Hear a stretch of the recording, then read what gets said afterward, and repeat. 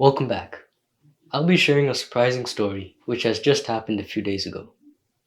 Four children who survived a plane crash have been found alive after being lost in the Colombian jungle for 40 days, according to the country's president, Gustavo Petro.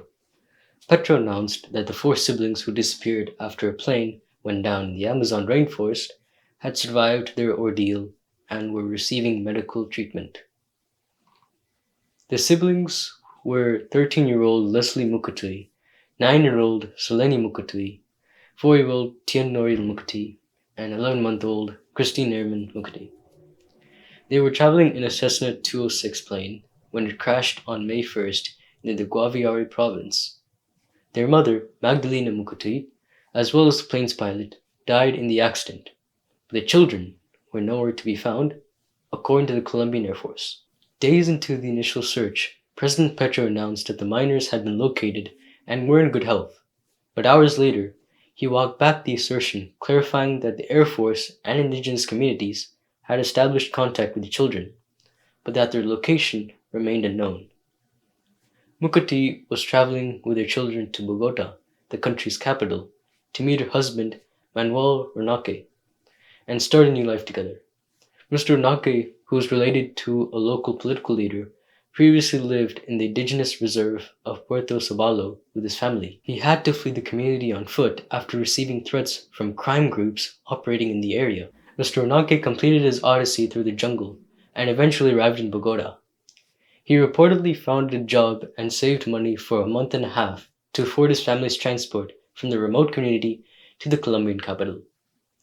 The search for the children has captivated Colombia during the 40 days since they vanished after surviving the crash. On May 1st, the plane, which was carrying 6 passengers and the pilot, suffered an engine failure and declared an emergency. After the plane fell off the radar, the search for any survivors started.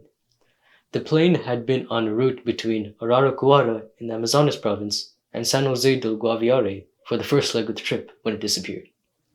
The plane wasn't found until 2 weeks later on May 16th in the rainforest, as weather conditions delayed search operations.